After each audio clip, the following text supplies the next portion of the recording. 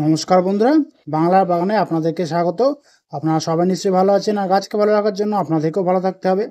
দেখেন, আপনাদের সবার প্রিয় বাংলার বাগানে এই সাদা রঙের জবা ফুলটি আজ ফুটেছে। দেখেছেন, দেখতে কিন্তু বেশ ভালোই লাগছে। ফুলের সাইজটাও কিন্তু বেশ বড়ই এসছে আর কি, মানে এই সময় বড় বড় আকারেই এই ফুল আমি পাচ্ছি। দেখেন এখানে বেশ ফুলটা বেশ ফুটেছে। দেখেন কুঁড়িও কিন্তু রয়েছে, দেখেছেন। পাশেই দেখেন আর একটা অরেঞ্জ কালারের জবা ফুল ফুটেছে। এই গাছেও কিন্তু মানে কুঁড়ি পাচ্ছি আমি, দেখেছেন। আপনারা নিশ্চয়ই দেখতে পাচ্ছেন স্ক্রিনে অনেকগুলি আর কি কুঁড়ি ধরে আছে। যেমন দেখেন এই ডালে কুঁড়ি রয়েছে, এই ডালে কুঁড়িটা রয়েছে। এটা আগামীকাল আগামীকাল নাহলে পরশু দিন ফুটবে। দেখেন দেখেন এই ডালে কুঁড়ি রয়েছে। পাশেই দেখুন আরেকটি পিঙ্ক কালারের কুঁড়ি ফুল ফুটেছে। দেখেন এখানেও কিন্তু পিঙ্ক কালারের কুঁড়ি ফুল ফুটেছে। তো দেখতে কিন্তু বেশ ভালোই লাগছে। তো এই শীতের মধ্যেও কিন্তু আমি এই আমার এই পুনের ভ্যারাইটির জবা ফুল গাছ থেকে কিন্তু ভালোই ফুল পাচ্ছি। আপনারা কিভাবে এই শীতের মধ্যে আপনারা আপনাদের পুনে ভ্যারাইটি জবা ফুল গাছগুলিকে পরিচর্যা করবেন, তাহলে আপনারা এরকম গাছ ভর্তি করে কুঁড়ি পাবেন, সে ভিডিওটিও কিন্তু আমার চ্যানেলে দেওয়া রয়েছে। আপনারা সেই ভিডিওটি দেখে নেবেন এবং ঠিক সেইভাবেই কিন্তু আপনারা এই নভেম্বর মাসে আর কি আপনাদের যে পুনে ভ্যারাইটি বা দেশি ভ্যারাইটি যে সমস্ত জবা ফুল গাছ রয়েছে, সেই সমস্ত জবা ফুল গাছগুলিকে পরিচর্যা করে যাবেন। দেখবেন আমার মতন এরকম গাছ ভর্তি করে কিন্তু কুঁড়ি আপনারা আনতে পারবেন খুব সহজেই। আর দেশি ভ্যারাইটি জবা ফুল গাছ এই সময় একটু কম ফুল দেয়, কেননা ডরমেন্সি পিরিয়ডে চলে যায় শীত পড়লেই, আমরা জানি। সেই জন্য কিন্তু আমি এই গাছগুলিকে যেভাবে পরিচর্যা করছি, দেশি ভ্যারাইটি জবা ফুল গাছগুলিকেও ঠিক একই রকমভাবে আমি পরিচর্যা করছি। তবে ফুলের সংখ্যা কিন্তু আগের থেকে কম দিচ্ছে দেশি ভ্যারাইটি জবা ফুল গাছগুলি থেকে। তো চিন্তার কোনো কারণ নেই, সময় হলে কিন্তু দেশি ভ্যারাইটি ফুল গাছ থেকেও কিন্তু আমরা প্রচুর সংখ্যায় ফুল আমরা পাবো। টাইটেল আর থাম্বনেল দেখে আপনারা নিশ্চয়ই বুঝতে পেরেছেন যে আমি আজ আপনাদের সঙ্গে কী গাছ পরিচর্যা নিয়ে আলোচনা করতে চলেছি। তো তাহলে চলুন সে আলোচনার বিষয়ের দিকে তাহলে এবার যাওয়া যাক।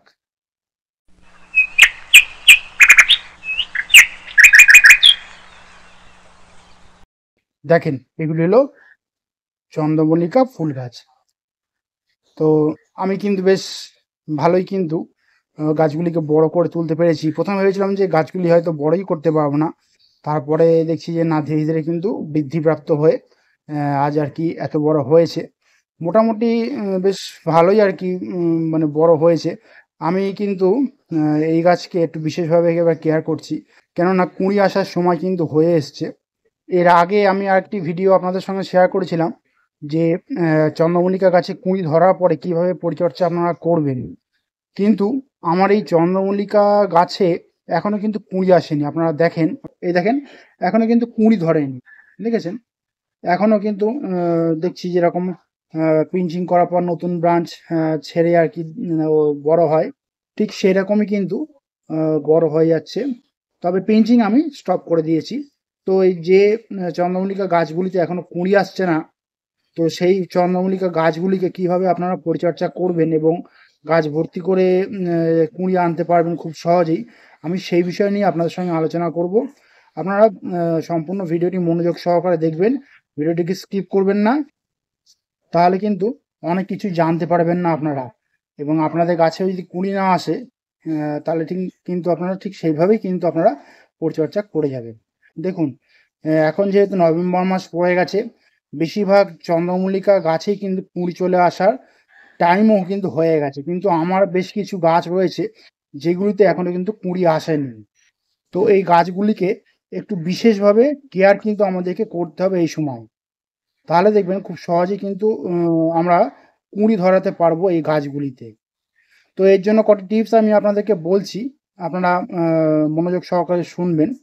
টিপস নাম্বার 1, এই সময় কিন্তু আপনারা লাইট থেরাপি পুরোপুরি বন্ধ করে দেবেন, এবং তার পাশাপাশি যাতে কোনো স্ট্রিট লাইট এসে আপনাদের চন্দ্রমল্লিকা গাছে না পড়ে, ঠিক সেই রকম জায়গায় কিন্তু আপনারা আপনাদের চন্দ্রমল্লিকা গাছগুলিকে রেখে দেবেন।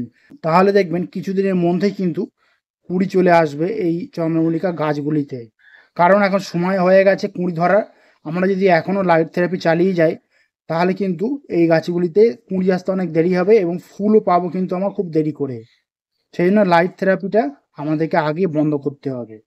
টিপস নাম্বার 2, সম্পূর্ণ সূর্যালোকে কিন্তু এই গাছগুলিকে এখন রাখতে হবে, মানে সকাল থেকে বিকাল পর্যন্ত যাতে রোদ্দুর পায় সেরকম জায়গায় কিন্তু এই গাছগুলিকে আমরা এখন রাখবো। তাহলে কিন্তু দেখবেন খুব সহজেই আপনাদের চন্দ্রমল্লিকা গাছগুলিতে কুঁড়ি ধরে যাবে। আমি যেমন আমার বাকি সব গাছগুলিকে পুরো ওপেন সানলাইটে রেখে দিয়েছি, লাইট থেরাপিও কিন্তু বন্ধ করে দিয়েছি। তো কিছু কিছু গাছগুলিতে কিন্তু কুঁড়ি ধরে গেছে, আর কিছু কিছু গাছগুলিতে এখনো কুঁড়ি ধরতে বাকি আছে।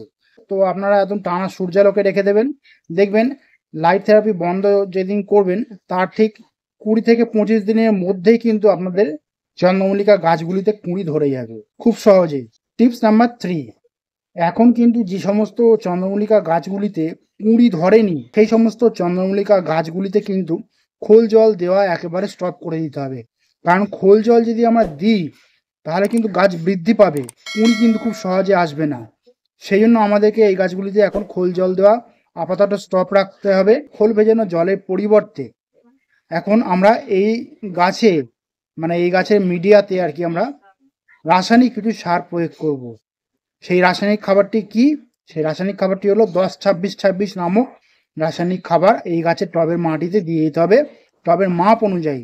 যদি 8 ইঞ্চি টব থাকে তাহলে 8 থেকে 10টা দানা দেবেন, যদি 10 ইঞ্চি টব থাকে তাহলে 10 থেকে 12টি বা 15টি দানা আপনারা দিয়ে দেবেন এই চন্দ্রমল্লিকা গাছের মাটিতে। এছাড়াও এই চন্দ্রমল্লিকা গাছগুলিতে এখন আরেকটি রাসায়নিক খাবার কিন্তু আমাদেরকে প্রয়োগ করে যেতে হবে। সেই রাসায়নিক খাবারটি কি?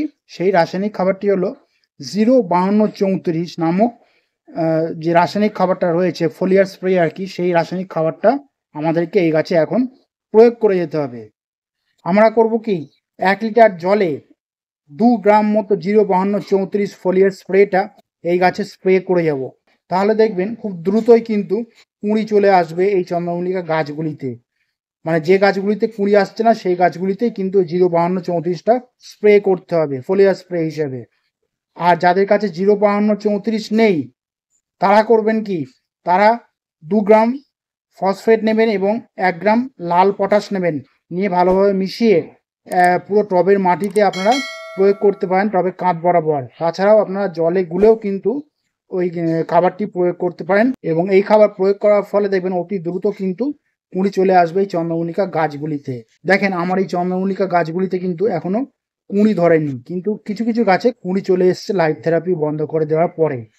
আর যারা জৈব খাবার প্রয়োগ করেন তারা কিন্তু এখন কোনো চাপান সার কিন্তু আপনাদের চন্দ্রমল্লিকা গাছগুলিতে ভুল করেও দেবেন না, তাহলে দেখবেন খুব সহজেই কিন্তু কুঁড়ি আসবে না। কারণ চাপান সার দিলে ওখান থেকে কিন্তু গাছ খাওয়া পেয়ে যাবে এবং বৃদ্ধি প্রাপ্ত হবে, এবং কুঁড়ি আনতে কিন্তু একটু বাধা সৃষ্টি করবে। সেই জন্য এখন কোনো চাপান সার কিন্তু ভুল করেও আপনাদের চন্দ্রমল্লিকা গাছগুলিতে আপনারা দেবেন না। টিপস নাম্বার 4, এখন কিন্তু পেঞ্চিং পুরোপুরি স্টপ করে দেবেন। ভুল করেও কিন্তু এখন আপনাদের এই চন্দ্রমল্লিকা গাছগুলিতে কিন্তু এখন পেঞ্চিং করবেন না, কারণ পেঞ্চিং করে দিলে কিন্তু কুঁড়ি আসার সম্ভাবনা আরোই কমে যাবে।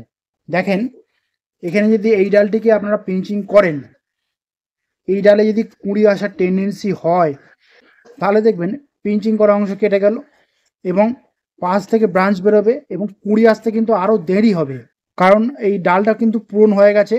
এবং পাশ থেকে দেখবেন যখনই কুঁড়ি আসার টেন্ডেন্সি তৈরি হবে, সে পাতা থেকেও কিন্তু একটি কাণ্ড ছেড়েছে নতুন। এই রকম সিমটম কিন্তু আপনারা দেখলে আপনারা বুঝতে পারবেন যে এই গাছে কিন্তু কুঁড়ি আসার টেন্ডেন্সি তৈরি হয়েছে। এবং সেই জন্যই বলছি আপনারা কিন্তু এই চন্দ্রমল্লিকা গাছে এখন কিন্তু ভুল করেও পিঞ্চিং আর করবেন না। পিঞ্চিং যা করা করে দিয়েছেন, পিঞ্চিংটা আগে স্টপ করতে হবে আপনাদেরকে, তাহলে দেখবেন খুব দ্রুতই কিন্তু আপনাদের চন্দ্রমল্লিকা গাছে কিন্তু কুঁড়ি আসবে খুব সহজেই। টিপস নাম্বার 5, এখনো যেহেতু এই চন্দ্রমল্লিকা গাছগুলিতে কুঁড়ি আসেনি সেই জন্য কিন্তু আমাদেরকে খাবার দেওয়ার পাশাপাশি অনুখাদ্যও কিন্তু এই গাছে প্রয়োগ করে যেতে হবে, যাতে সমস্ত রকমের পুষ্টিমূল্য গাছ তার পাতার মাধ্যমে সংগ্রহ করতে পারে। এর ফলে হবে কি, যত পুষ্টিমূল্য সংগ্রহ করবে পাতার মাধ্যমে তত তাড়াতাড়ি কিন্তু কুঁড়ি আনতে কিন্তু সাহায্য করবে এই গাছগুলি। সেই জন্য কিন্তু আমাদেরকে এই গাছে এখন মাইক্রোনিউট্রিয়েন্ট কিন্তু প্রয়োগ করতে হবে। আপনারা করবেন কি, 1 লিটার জলে 2 গ্রাম যে কোনো মাইক্রোনিউট্রিয়েন্ট নিয়ে আপনারা সম্পূর্ণ গাছটিকে পুরো স্নান করিয়ে দেবেন। তাহলে দেখবেন গাছ পাতার মাধ্যমে সমস্ত রকমের মাইক্রোনিউট্রিয়েন্ট খুব সহজেই পেয়ে যাবে এবং কুঁড়িও কিন্তু খুব দ্রুত আপনাদের চন্দ্রমল্লিকা গাছে আসবে। তো আপনাদের যে চন্দ্রমল্লিকা গাছগুলিতে এখনো কুঁড়ি আসেনি, কিভাবে সেই গাছগুলিকে পরিচর্যা করে যাবেন আমি সবই কিন্তু A to Z ডিটেলসে বলে দিয়েছি। আপনারা ঠিক সেইভাবেই পরিচর্যা করে যাবেন, দেখবেন আপনাদের চন্দ্রমল্লিকা গাছগুলিতে কিন্তু খুব দ্রুতই কুঁড়ি চলে আসবে।